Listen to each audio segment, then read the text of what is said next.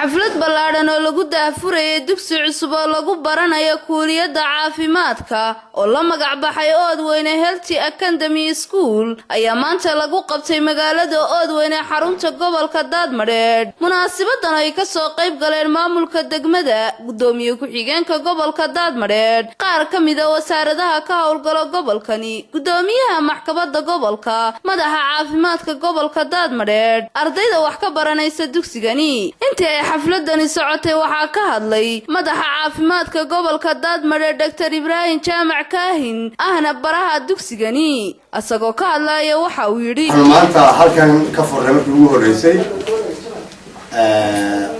iskuul magac baxay Oodweyne Health Academy ama akademiyada caafimaadka ee Oodweyne taasoo markii hore ideeyadeeda uu lahaa maayarka magaalada markuu warta laba seebaan u eegnay oo waxaan u eegnay dhalinyarada iskuulada ka tagay isuga jooga marka iskuulka isugu jira waxbarasho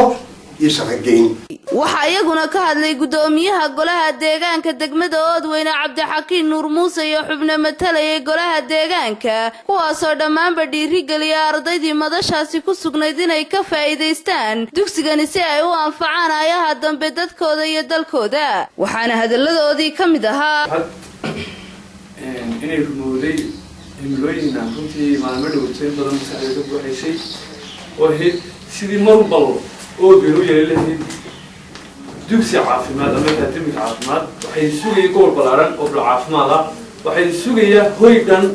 oo runtii cid u adeegta aanay jirin cid bedeshay Ibrahim Oodweyne xamisha ayaa loo baahan yahay idinkana inay taar noqotaan baan mid kala jeedinayo ardayda kuma sabaran inay iyaguna ka faa'iideystaan waa fursad qaali ah ahaantii gudoomiye ku-xigeenka gobolka Daadmareed Faarax Cabdullaahi Xasan oo ugu dambeyntii soo afmeeray munaasabadani ayaa waxa uu yiri qaybkiina la barataba kan oo yaqaana way joogan gobolka tan waxay baahay way joogan gobolka ka faa'iideysta gabagabadii waxaa xusid gaar ah mudan wasaaradda caafimaadka Somaliland, maamulka degmada, madaxa caafimaadka gobolka Daadmareed oo si mug iyo miisaan la isaga kaashaday sidii uu dugsigan u hirgeli lahaa. waa Barwaaqo Aadan Maxamed, telefishinka caalamiga Somali Channel, magaalada Oodweyne.